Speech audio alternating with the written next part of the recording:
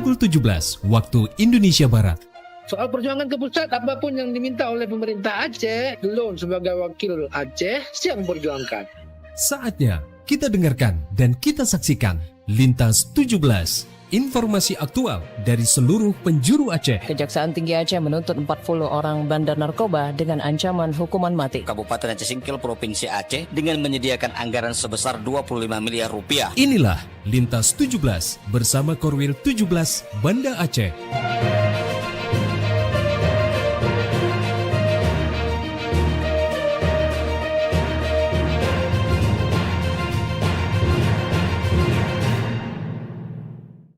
Assalamualaikum warahmatullahi wabarakatuh. Dari Jalan Sultan Iskandar Muda 13 Banda Aceh, saya Safrian Saputra Hakim bersama presenter dari RRI Sekorwil Nusantara 17 Banda Aceh, Lok Semawe, Melabuh, Takengon, Sabang dan Singkil mengantarkan Lintas 17, siaran berita berjaringan, menyajikan informasi aktual yang terjadi di berbagai penjuru Aceh. Edisi hari ini, Kamis 16 April 2026.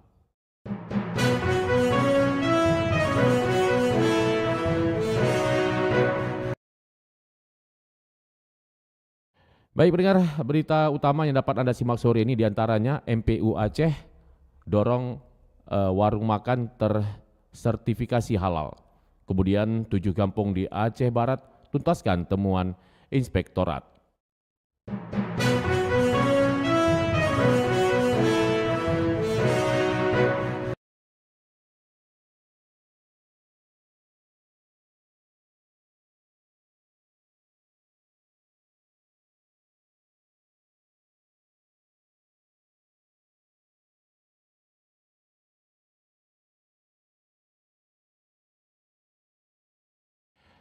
Siaran berita berjaringan ini dapat juga Anda akses melalui RRI Digital serta turut disiarkan Radio Muna FM Subulu Salam, Merdu FM Pidijaya, Radio Sapa FM, Suara Bujang Salim Lok Semawe, Radio Asalam Uin Araniri Darussalam Banda Aceh, Radio Suara Sabang, Radio Mutiara FM Pidi, Radio Cempala Kuning Aceh Timur, Radio Suluh Tamiang, serta dirilai RRI Radio Rimba Raya.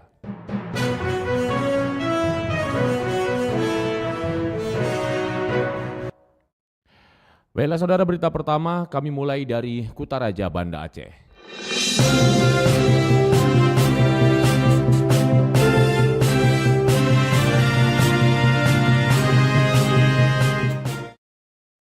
Majelis Permusyawaratan Ulama atau MPU Aceh secara aktif mendorong seluruh warung makan, restoran, kafe, hingga jajanan sekolah di Aceh untuk memiliki sertifikat halal.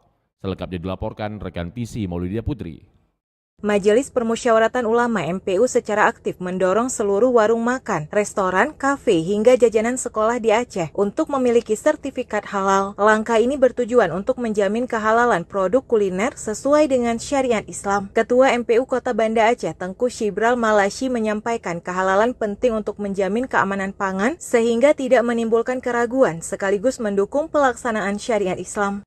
Bahwa setiap makanan siap saji yang telah dijajakan di setiap warung-warung agar punya kehalalan foodnya, sehingga seluruh masyarakat yang berkunjung ke Banda Aceh sudah benar-benar tidak lagi meragukan terhadap makanan yang telah disajikan di Kota Banda Aceh.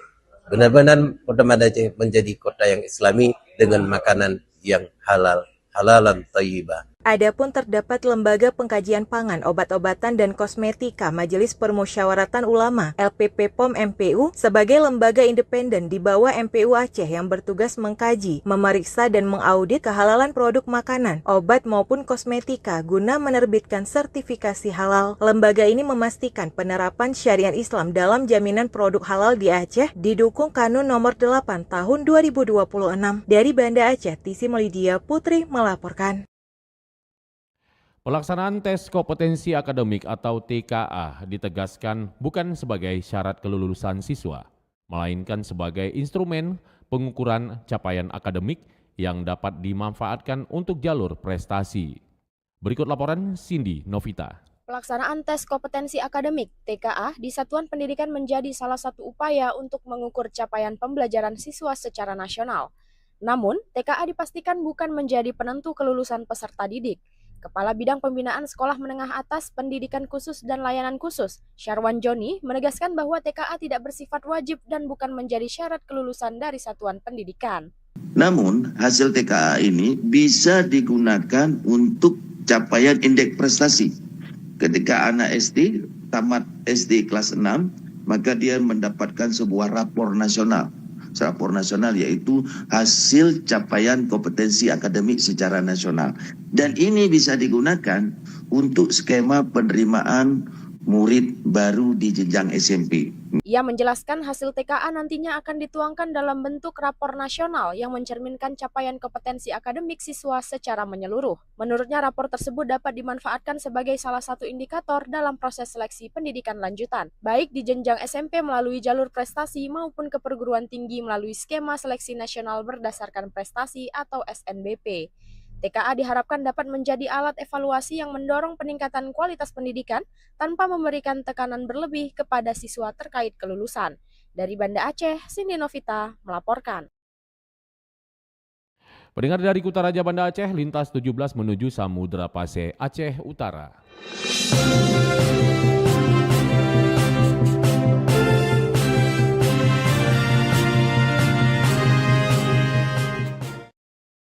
Dari Aceh Utara diberitakan Satreskrim Polres Aceh Utara berhasil mengungkap kasus pencurian sepeda motor dalam waktu singkat, yakni 1 kali 12 jam setelah laporan diterima.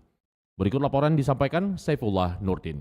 Satuan Reserse Kriminal Satreskrim Polres Aceh Utara berhasil mengungkapkan kasus pencurian sepeda motor curanmor dalam waktu singkat, yakni 1 kali 12 jam setelah laporan diterima. Dalam pengungkapan tersebut, petugas berhasil mengamankan seorang pelaku berinisial H, 36 tahun, warga Desa Munyele, Kecamatan Libung, Aceh Utara pada Selasa 14 April 2026. Selain itu, petugas juga turut mengamankan seorang pria lainnya berinisial AI, 22 tahun, warga Sumatera Utara saat proses penangkapan berlangsung. Kapolres Aceh Utara AKBP Tri Afrianto melalui Kasareskrim AKP Ibrahim menjelaskan, menindaklanjuti laporan tersebut, tim Opsna Satreskrim langsung melakukan penyelidikan hingga akhirnya berhasil mengamankan pelaku di kawasan Jalan Len Pipa, tepatnya di bangunan kosong bekas pos pengamanan PGE Desa Alulim, Kecamatan Blangmangan. Selain mengamankan 2 pelaku, petugas turut mengamankan barang bukti 1 unit sepeda motor hasil curian milik Amiruddin, 55 tahun, warga Desa Mamplam, Kecamatan Libung. Dari hasil pemeriksaan di lokasi, petugas juga menemukan 2 paket narkotika jenis sabu yang berada dalam penguasaan kedua pelaku. Satreskrim Polres Aceh Utara, kita bisa mengungkapkan kasus curanmor 1 kali 12 jam.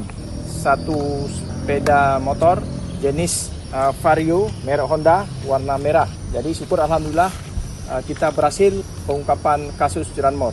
Lanjutnya, peristiwa pencurian terjadi pada Senin pagi 13 April 2026. Berdasarkan hasil penyelidikan awal, AI tidak terlibat dalam kasus pencurian sepeda motor tersebut, namun dia terlibat dalam kasus narkoba. Satreskrim Polres Aceh Utara akan berkoordinasi dengan Polres Lok Semawe untuk penanganan lebih lanjut. Dalam kasus ini, pelaku dapat dikenakan ancaman hukuman maksimal 5 tahun penjara. Demikian, Saifullah Nurdin melaporkan. Masih dari Aceh Utara, pendengar, sejumlah pemerhati lingkungan menilai potensi kebakaran hutan dan lahan atau karhutla di wilayah Lok Semawe masih tinggi memasuki musim kemarau tahun ini. Berikut laporan disampaikan M. Sofyan. Potensi kebakaran hutan dan lahan karhutla di wilayah Lok Semawe masih tinggi memasuki musim kemarau tahun ini. Pemerhati lingkungan Dahlan Emisa menilai kejadian karhutla sebagai pola yang terus berulang setiap tahun, terutama di titik rawan seperti Kecamatan Muara 1, Muara 2, dan sebagian wilayah Blangmangat. Menurut Dahlan, meski intensitas kebakaran bisa berbeda setiap tahun, kejadian karhutla hampir menjadi langganan di lokasi yang sama. Ia menilai kondisi ini tidak terlepas dari perilaku manusia serta rendahnya kesadaran masyarakat terhadap dampak lingkungan. Ia juga menyoroti adanya oknum yang sengaja membakar lahan sehingga menyulitkan upaya pencegahan dan penanganan. Dahlan mengapresiasi kerja petugas pemadam kebakaran yang tetap sigap bahkan saat malam hari dan di bulan Ramadan dalam menangani kebakaran lahan yang terjadi. Saya melihat itu sebuah kejadian yang terulangnya di titik yang sekitaran yang sama, yaitu sekitaran Muara 1 dan ujung sebelah sini Muara 2 begitu ya. Itu terulang di situ, walaupun di daerah lain seperti Blangmangat ada juga potensi terjadi. Jadi ada 3 kecamatan kita yang punya potensi ini. Karena itu daerah terulang terjadi, makanya perlu sesuatu diambil kebijakan ataupun kesepakatan bersama untuk sosialisasi tentunya kepada masyarakat. Sementara itu, upaya pencegahan terus dilakukan oleh pemerintah dan aparat terkait melalui koordinasi lintas sektor, sosialisasi kepada masyarakat, pemasangan spanduk larangan membakar lahan, serta himbauan dari tingkat kecamatan hingga desa telah digencarkan. Namun demikian, peran aktif masyarakat dinilai sangat penting untuk meminimalisir terjadinya karhutla di masa mendatang. Muhammad Sofyan melaporkan. Pendengar dari Loks Maweh, kita menuju Melabuh.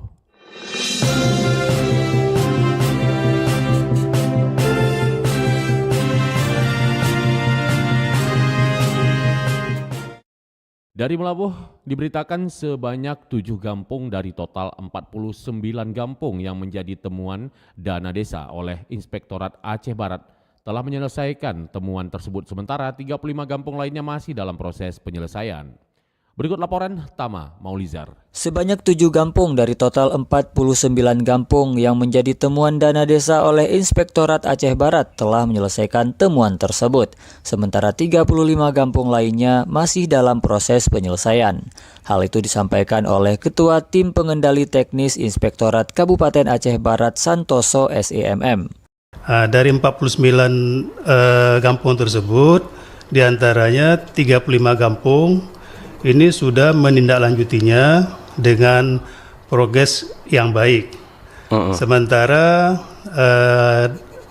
sisanya itu 7 kampung sudah menyelesaikan secara tuntas, baik temuan daripada keciknya maupun aparatur kampungnya. Sementara itu, ia menyebut 7 kampung lainnya masih belum melakukan tindak lanjut penyelesaian temuan tersebut.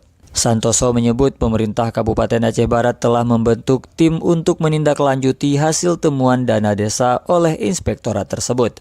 Lebih lanjut, Santoso juga mengatakan bahwa 7 gecik yang telah dinonaktifkan sementara sebelumnya akibat tidak menyelesaikan hasil temuan tersebut akan dapat diaktifkan kembali jika telah menyelesaikan temuan tersebut dalam jangka waktu 3 bulan sesuai dengan surat keputusan tim tindak lanjut temuan inspektorat yang ditandatangani oleh Bupati Aceh Barat. Santoso mengatakan bahwa Inspektorat Aceh Barat berharap agar dana desa tersebut terus dilakukan pengawasan baik di tingkat Tuhapet, tingkat kecamatan hingga tingkat APIP.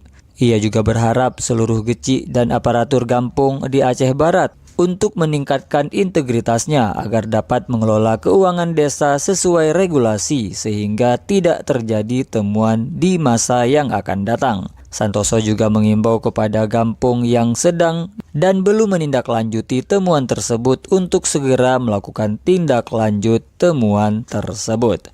Reporter RRI Melabuh Tama Maulizar melaporkan. Ratusan siswa berbagai perwakilan sekolah dan madrasah di Kabupaten Aceh Barat ikuti berbagai tahapan seleksi paskibraka. Sejumlah peserta yang lolos terus bersaing untuk bisa tampil dalam menunjukkan kemampuannya. Selengkapnya dilaporkan Arif Rizalul. Pemerintah Kabupaten Aceh Barat melalui Badan Kesatuan Bangsa dan Politik Kesbampol resmi membuka seleksi calon pasukan pengibar bendera pusaka Paskibraka tahun 2026. Antusiasme pendaftaran tahun ini terbilang cukup tinggi dari berbagai siswa perwakilan sekolah dan madrasah di Kabupaten Aceh Barat. Kepala Kesbampol Kabupaten Aceh Barat Dodi Bima Saputra mengatakan harapannya agar seluruh peserta mengikuti setiap tahapan seleksi dengan penuh kesungguhan, disiplin, serta menjunjung tinggi kejujuran dan sportivitas. Bagi peserta yang lulus akan melanjutkan ke tahap berikutnya berbagai kegiatan tes yang telah disiapkan oleh pihak panitia. Ia juga menambahkan bahwa menjadi anggota Paskibraka tidak hanya dituntut memiliki kemampuan fisik tetapi juga karakter, integritas, dan semangat nasionalisme yang tinggi. Reporter RRI Arif Rizalul melaporkan. Dari Samudra Melabuh, kita menuju dataran tinggi Tanoh Gayo.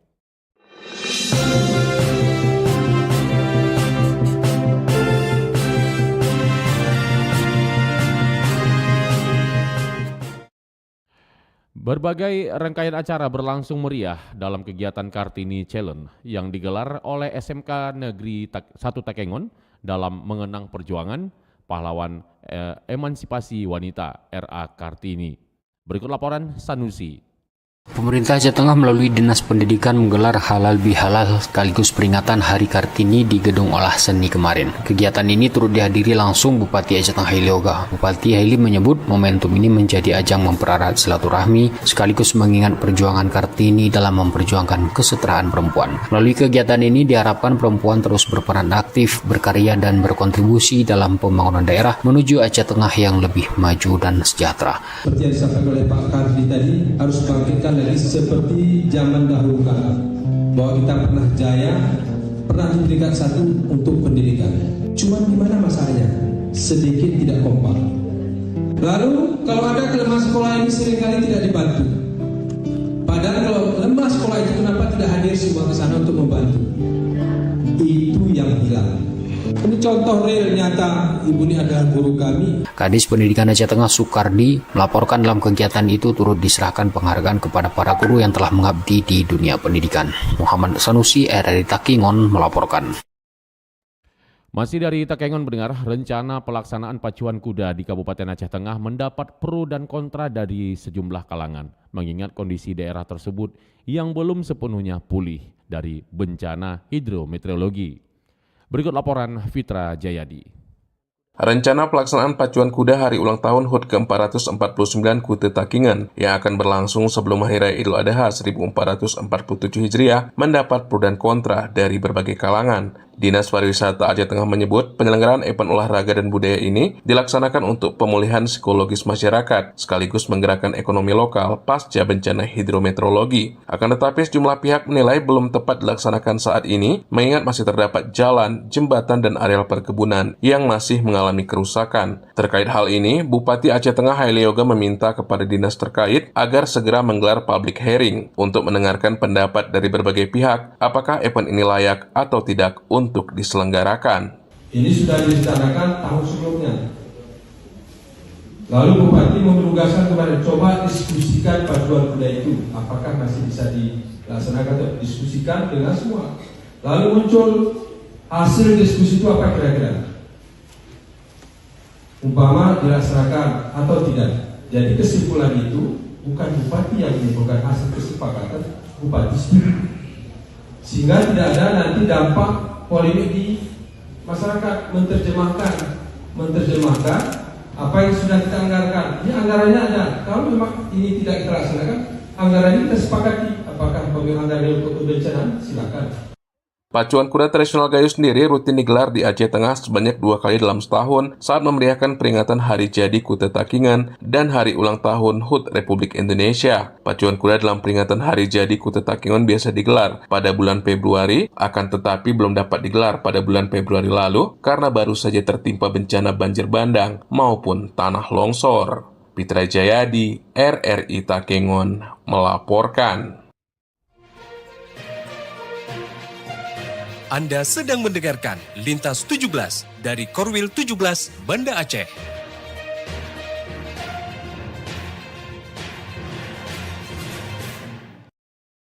Anda telah menyimak berita-berita dari Kutaraja Banda Aceh, Lok Semawe, Melabuh, dan Takengon. Kami ajak Anda menuju 0 km kota Sabang.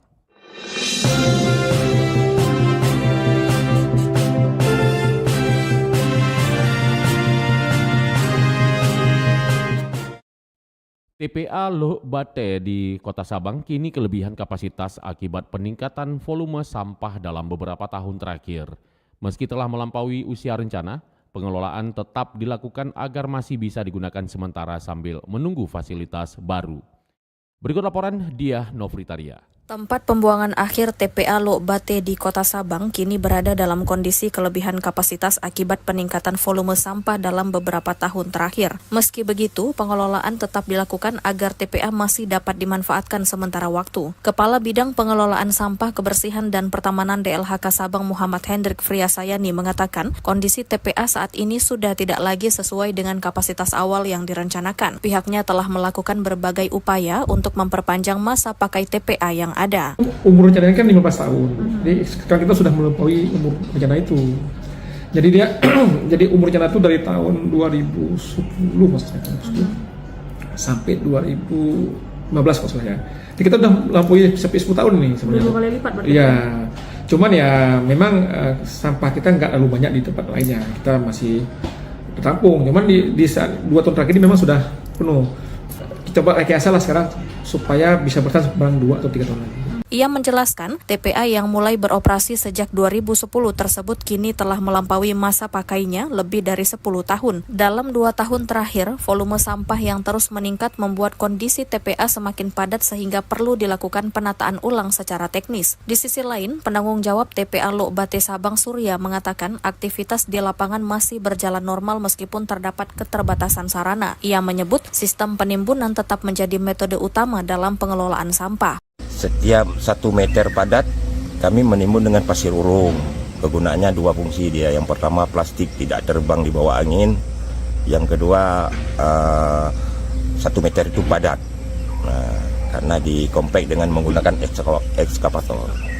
Tergantung kondisi lapangan. Penuh, tutup, penuh, tutup. Biasanya kalau rata ini seluas TPA kami ini 1 tahun. Bau kurang, plastik tidak banyak yang terbang. Menurutnya, proses penimbunan dilakukan secara fleksibel mengikuti kondisi di lapangan, yakni ketika timbunan penuh langsung ditutup kembali. Ia juga menambahkan genangan air saat hujan biasanya tidak berlangsung lama karena kondisi lahan yang memungkinkan air cepat surut. Secara umum, meskipun kapasitas TPA sudah terlampaui, pengelolaan masih berjalan sesuai prosedur yang berlaku. Diharapkan ke depan penanganan sampah di Sabang dapat semakin optimal dengan dukungan fasilitas yang lebih memadai. Diah Novritaria melaporkan.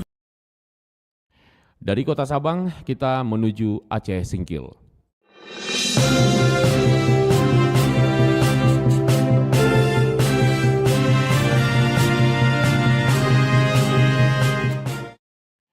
Dari Aceh Singkil, saat informasi kami beritakan mendengar pemerintah Kabupaten Pemkab melalui Dinas Kependudukan dan Catatan Sipil Disdukcapil mencatat permintaan layanan cetak dokumen administrasi kependudukan atau Adminduk mengalami peningkatan di Kabupaten Aceh Singkil pasca banjir. Informasi selengkapnya dilaporkan rekan Salihin Barus. Pemerintah Kabupaten melalui Dinas Kependudukan dan Catatan Sipil Disdukcapil mencatat permintaan layanan cetak dokumen administrasi kependudukan atau Adminduk di Kabupaten Aceh Singkil mengalami peningkatan, terutama dalam menyikapi pasca musibah banjir hidrometeorologi yang merusak dokumen Adminduk masyarakat, kemudian menyambut proses penerimaan siswa baru atau PSB tahun ajaran 2026-2027 dan permintaan untuk kelengkapan administrasi persyaratan melamar pekerjaan, seperti permintaan administrasi untuk syarat melamar TNI Polri dan penerimaan calon pegawai negeri sipil atau CPNS. Hal itu ditegaskan oleh pelaksana tugas PLT Kepala Disdukcapil Kabupaten Aceh Singkil Aidil Yudi Irawan. Dikatakannya kondisi permintaan layanan Adminduk saat ini di Disdukcapil tercatat mengalami peningkatan. Alhamdulillah untuk saat ini kondisi pelayanan di Disdukcapil berjalan dengan baik. Masyarakat ada datang ke kantor kita di Capil, di Pulau Saro untuk melakukan hak-hak mereka terhadap administrasi kependudukan. Jalan dengan baik sampai kantor kita sampai hari ini. Kondisinya ada peningkatan terhadap permintaan administrasi kependudukan dari masyarakat. Alasan dari masyarakat pertama karena kondisi mereka melengkapi dokumen-dokumen yang memang mungkin kena musibah banjir kemarin, itu pertama yang harus diperbaiki. Hasil amatan tingginya permintaan dari masyarakat dalam mengurus administrasi kependudukan atau Adminduk di Kabupaten Aceh Singkil, baik untuk perekaman baru kartu tanda penduduk elektronik atau IKTP, maupun untuk pergantian dokumen fisik kartu keluarga, kemudian pembuatan akta kelahiran dan akta kematian, serta cetak ulang dokumen IKTP. Terlihat beberapa hari terakhir ini, ruangan pelayanan di Disdukcapil Aceh Singkil dipenuhi oleh masyarakat. Demikian Salihin Barus melaporkan.